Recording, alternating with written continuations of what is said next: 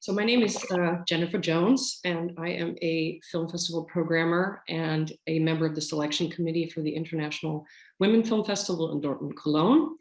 And I'm actually part of the selection committee for the International Feature Film Debut Competition. And together with my colleague Stephanie Gertz, we selected 8 films this year for the competition. And one of them is the Costa Rican Swedish co-production, Clara Sola. And I am very happy today. And I think Nathalie Álvarez Mesén is with us, coming from Sweden today. Is that right? Yes. That's right. Okay. It's nice to have you here. Thank you for taking the time to speak with me and to speak with us and to speak with the audience. Maybe I'll just start by saying it's quite a remarkable film. It's an intriguing film. It's a stunning film. And I want to congratulate you on that. I also, just maybe so the audience can have a feel for this, and our viewers, the film was actually premiered in Cannes last year, if I have that right. And you, of course, have toured with the film, invitations to international film festivals all over the place. And I believe there's even a lot of distribution going on with the film, a lot of territories and releases that are happening. But I think most recently you also won a lot of awards at the Swedish Film Awards, which is, I guess, was quite an honor. And I think you took like all the major prizes, director, film, cinematography. It's incredible. And so maybe just to start off, how do you feel about that incredible success with your debut film? Did you expect something like that? What are your thoughts on that? No, I think we were so focused on just like doing it and finishing it. It was such a long process. I met the producer in 2015, and that's when we kind of started slowly to build up the world and the financing. So we're just focused on that. So, you know, it was unexpected. But the nice thing, like especially about the Swedish awards, because it is, even if it looks kind of Costa Rican on screen, it is a Swedish film as well. So it's nice to be recognized as that. And also the audience in Sweden could like look at, oh, this film exists. And then they would go watch it more. It's really hard in cinemas right now, I think, in most places. So that was really, really nice that more people got to discover the film. So the awards in Sweden, what you're saying, is actually helped to really kind of push the film in Sweden, in the territory of Sweden as well. I guess it's just had its release there, or when will it be released? No, it released in November last year, but it got a boost. Was it November? Yeah.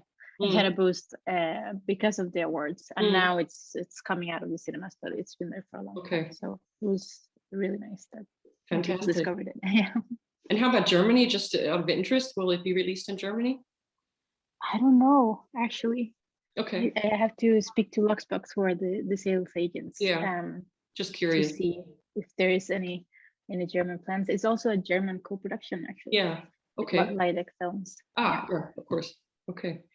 Well, that's wonderful. And maybe I'm going to go on now to a couple of questions that like I said, you may have answered a few of these before, but I think for our viewers and for the audience, it's kind of new to them maybe.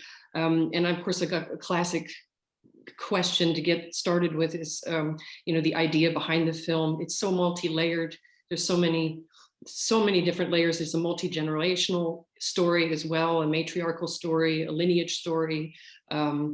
You know, it's got, you know, the idea of nature behind it. Clara is an incredibly deep and complex figure. I was wondering if you could just maybe talk a little bit about, I know you grew up in Costa Rica, and you kind of were going back there to you know, to explore that kind of thing. But how, you know, where did this figure come from, Clara, and the story? Yeah.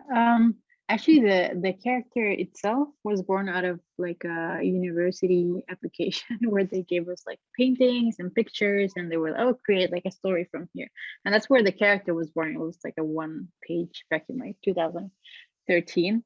And her way of seeing the world and her connection to nature. And I just always pictured her in the nature of Costa Rica, close to the place where I grew up. And where my mom's family still is. And then, of course, I come from a big family in Costa Rica, a lot of women, majorly, but then there was this patriarchal inheritance being passed on, regardless if we were mostly women. And then talking to Maria Camila Arias, who is the co-writer, and from Colombia, to another Latin American country, now doesn't live in Latin America anymore either.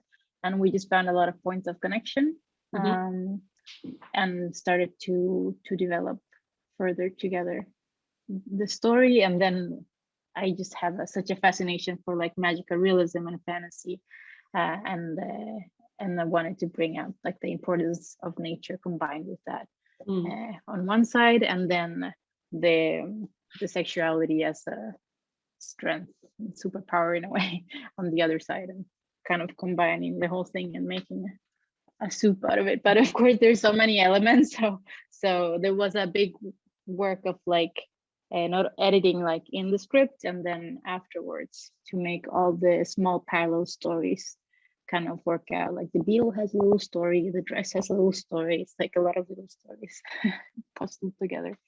Yeah, exactly. One of the stories is a kind of coming of age story. I guess you could call it that. In fact, I think there's really two coming of age stories, really, and the one kind of triggers the other. That's how I sometimes see it. I don't know if that was an initial idea for you as well. And with the figure of Clara, I was kind of interested. Maybe we can kind of segue into maybe another question, which is the work together with the main actor, Wendy Chinchilla Araya. I understand that she didn't do movies before. This is her first role in a feature film, and she's actually a trained dancer. So I just was kind of wondering like how that figure developed through her, because it is incredibly expressive. There's so much interiority, there's so much movement, choreography in her role. It's a very physical film in that way. It all kind of, like you said, all these strings kind of come together in these different levels, and they're all sort of sewn together with this fantastic crew that you have and people that are doing great jobs. So maybe we can stick first with Wendy and then move on to some of those other aspects. Yeah, I think it's like a micro choreography in many ways, where a lot of the details are like the most important things. And it was the same way with Clara. I knew from the beginning I wanted to work with a dancer, so we casted mostly dancers, or I mean, of course, actresses, and then people that maybe work with martial arts, like had some consciousness over the body or control, because we knew it was going to be a very demanding role. You have to keep a position when you're shooting. There's the prosthetics. There's so many things apart from the performance that demand a lot. But in the end, so that casting was not really open for non-actors or natural actors, as we call them in Spanish, but with someone with some form of performative experience. And then I saw Wendy in a dance performance. She's a contemporary dancer, professional, probably the best in the country. And she was 10 years older than the character as it was written. But then I just couldn't see a Clara without Wendy anymore. So then there were some complications in the family with the ages. So while I was rewriting with Maria, we casted other people, but just never got Wendy out of our hearts, and just rewrote until we realized it actually makes the script a lot stronger that she is a bit older.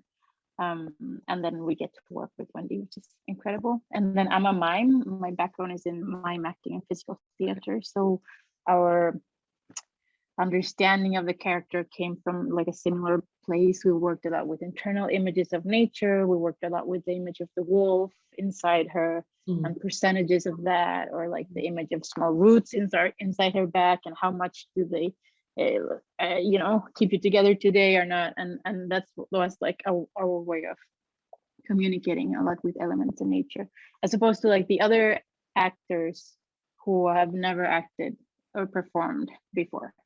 Like one is a student, one is a business analyst, the Clara's mom is at home and just took care of her kids. It's very religious, actually. Okay, so she actually, the character wasn't too far from her then, in a way. No, the character is very, very far from her. Oh, I mean, she's very religious, but she's very open. So that was different than the character. But when she came to improvise the first time with Wendy, she like realized that she did like an exorcism on Wendy, and she was so rough and so scary. And Wendy's like, oh my God. But then when she did the loving scenes with her, she was just so caring, and so it was like a perfect combination, because she does care a lot, but she just has this, believe in something. So yeah, so that was interesting. And then I did work with an acting coach to help the actors for 3 weeks before we started, to help the actors manage like possible, he specializes in natural actors. So like if like some feelings would arise that are scary, or like to open up, and how to control this if you're on sets, and how to open the door to be vulnerable but then be able to close it again, and just, you know, working with improvisation and games and giving them tools. And basically, I mean, they can use those tools even to play other roles now. It's not only for what they did in Clara. It's really interesting with the natural actors, because I think it's one of the qualities of the film that it's not to say that you notice it or something, but you notice that it's also I like the idea of it being natural, in keeping with the idea of the film, as you know, and then the idea of nature and something that's maybe needs to be tamed or untamed, or you know, that is let go. It's very interesting that the whole thing seems to be kind of a microcosm, a symbiotic relationship between actors and all that. But maybe to go on with that, like filming these actors, filming the cinematography is also so incredibly intense and so close. I was wondering the work with your DOP, how you developed scenes and characters, you know, like with the beetle, for example, or working with the animals. I mean, there must have been some moments of unpredictability. There must have been some, you know, the animals were the most unpredictable thing. The horse, she was gigantic. So yeah, with the DP is called Sophie Binkvist Logans. She's from Sweden. Yes. And she has also a background in dance, and that, you know, ability to like follow. I mean, almost nothing was improvised camera wise. It was very like planned, but at some point we would do like, oh, let's do the intuitive camera, but from here, and cover kind of this. And then she just has that intuition that I like fully trust and want to follow. And then yeah, we just had a lot of time. The producers, I mean, it's a kind of low budget film, but what we didn't have in budget, we could compensate through having time before. And we were so fortunate that the main location that we found, Clara's house, was just like a white square of a house. And then during the time that the art department, the production designer, were, you know, redoing it and, you know, painting it and putting moss on the walls, dust, then me and Sophie could like go around and actually plan set. And that's so valuable. And the nature that is in the film, the majority of it is really around the house. So we could just go walk around. Okay, so this is going to be the masturbation tree, and then I would lay down there, and she could take pictures of me, and we could kind of start blocking how the actors would move. And then when the actors come in, we give the proposal, and then maybe if they have another proposal, we can work with that. But we already had like a very concrete plan. So that was very helpful. Yeah. And how did you come upon this house that how is a house get casted for you? Did you have that vision in your head? Because it is also, it's like this little chamber theater almost, you know, it's also very intense around this house, and you know, so many little details and things to look at and to experience, but also you get this feeling also that kind of claustrophobic from the matriarchal lineage of you know, oppression and stuff. So it's a kind of a perfect setting. Yeah, with Sophie, we wanted that not that much sky was gonna be viewed from the house. It was just mostly surrounded by green. Like it's like a green wall. We scouted the country for like a year. And this house we saw probably at some point pretty early, but back then there was no bridge to get to the house. Everything was like, they had rains had taken everything down. It was just impossible to get through. So we just kind of looked at it. A whole family of like a ton of people was living inside, and it just seemed so complex. And the house itself was not working. It was just very like plain, and yeah. So then by the end of the year, we were like, well, it's getting close. Let's look at the pictures we have. And then looking at the pictures, we saw the house again, and they're like, let's just call and see if the bridge has been built. And actually the bridge had been built. The family had moved out, and it was empty, and they were gonna remodel it for tourism. So actually we could do whatever we wanted with the house. So then we kind of redid everything. So we could shoot everywhere, anywhere in the house. I mean, in the way that the art department was working.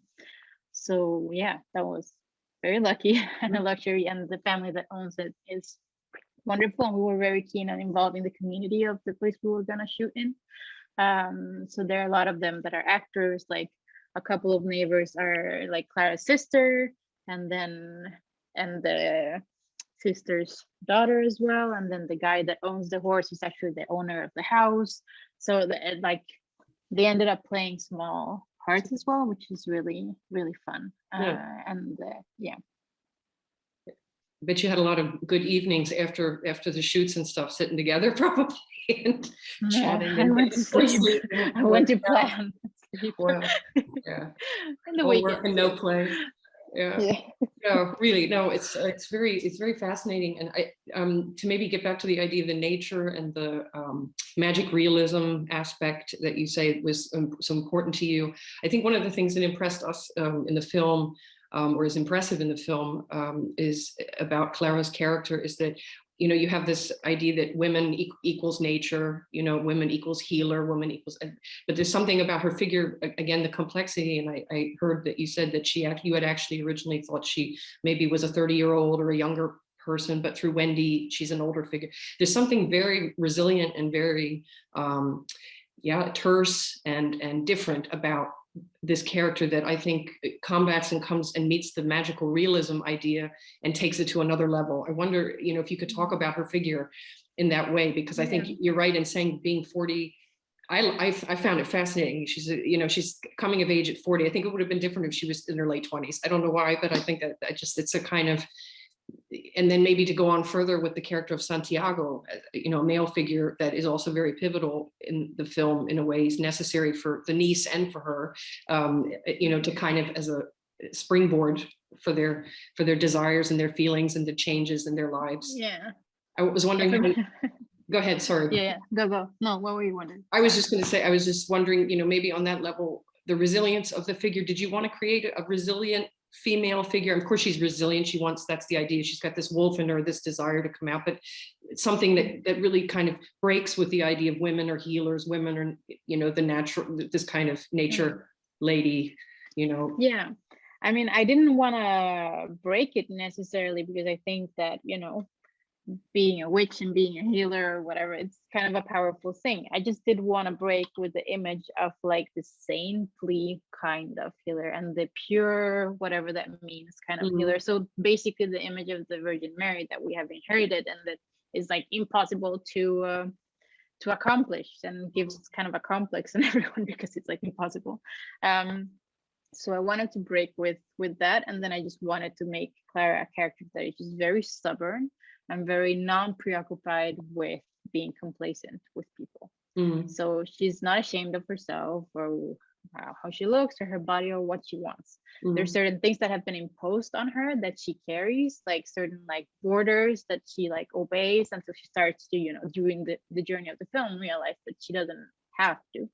And I think a lot of us do have this like internalized, you know, things that put a break on whatever we want to do.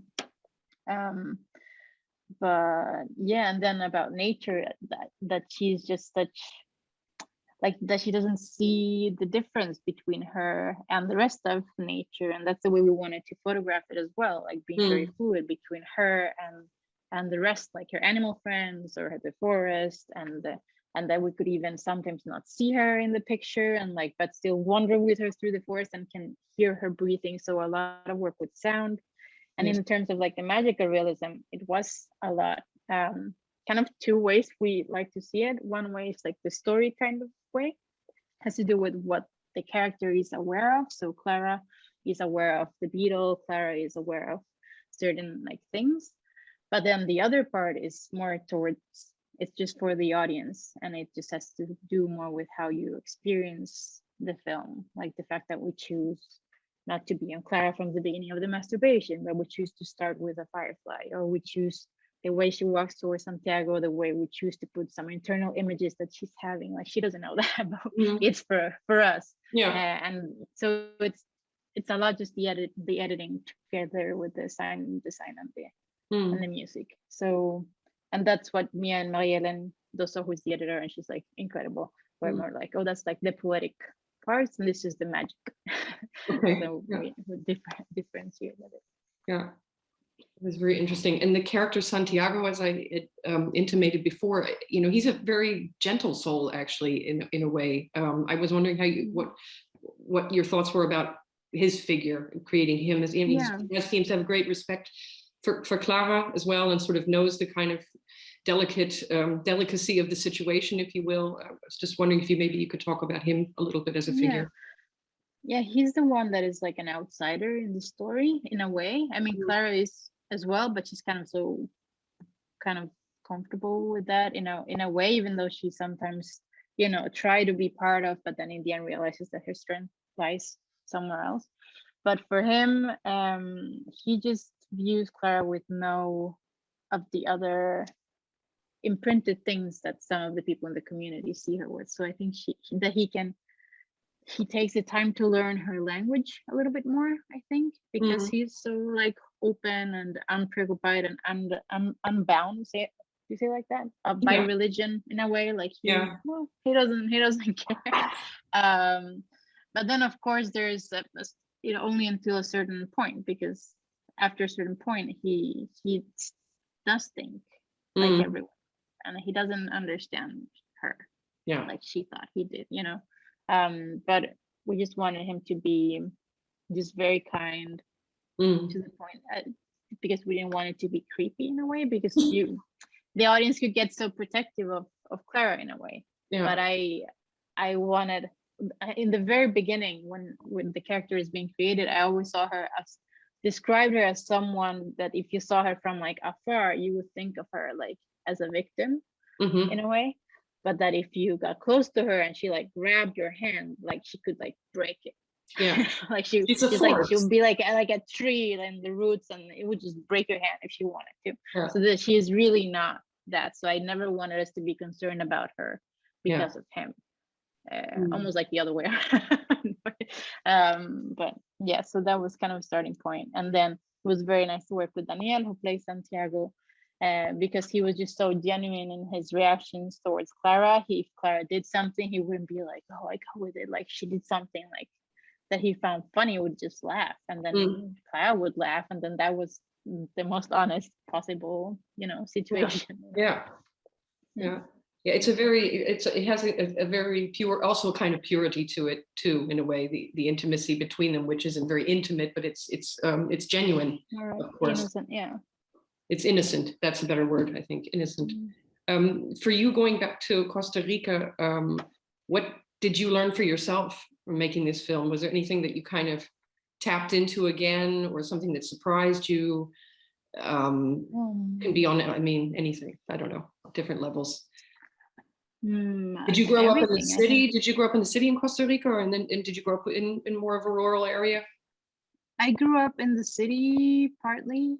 I mean, a city and then a minor city, but then in between these two places I was traveling a lot, and then the mountain in between was the kind of nature that is in Clara, so we would stop there a lot, and that's the kind of nature I wanted to place it in, which is like a little foggy and just very intense green and very like full of life. And then a lot of my family lives, an extended family lives in the countryside on the outskirts of the smaller city, but it's warmer. Okay. And then what I learned, I don't know, everything. It's like film school in a way. Even though I had studied film, it's not non-comparable. But I think the most important thing that I took away is just the people that I worked with. And I just was very thankful for the people that I got to meet along the way, and just creating this. And it was a very like open landscape creatively. So yeah, that's important. Just taking the time to see who's the right people for your story, like so that they are connecting to the story regardless of what they're doing in the team. That's great. And do you have plan to ever do a project there again, or is there any kind of plans in the future? Maybe we can kind of wrap it up by asking you that question, you know, what are your plans? What's happening now? What are you working on? If you're allowed to talk. Right now I'm working on another feature called The Woeful Tiger Immaculate Hams with a couple of the same producers. and the same production designer. So far it's us four, and then for a little bit while we develop and then see who we are attaching. And this takes place in colonial Latin America, and we call it a tropical Gothic. A tropical Gothic. Yes, and then soon I will direct some TV in the US. I'm departing soon, and yeah, and then other projects that are like more early in development. Yeah, so just moving forward. Great. Well, thank you so much again for speaking with me and speaking with us and taking the time, and wish you all the success, and have happy travels and be safe. And we look forward to having the film at the festival and seeing the reactions and hearing the reactions from everyone. Thank you so much. Can't wait to hear. Thank you so much.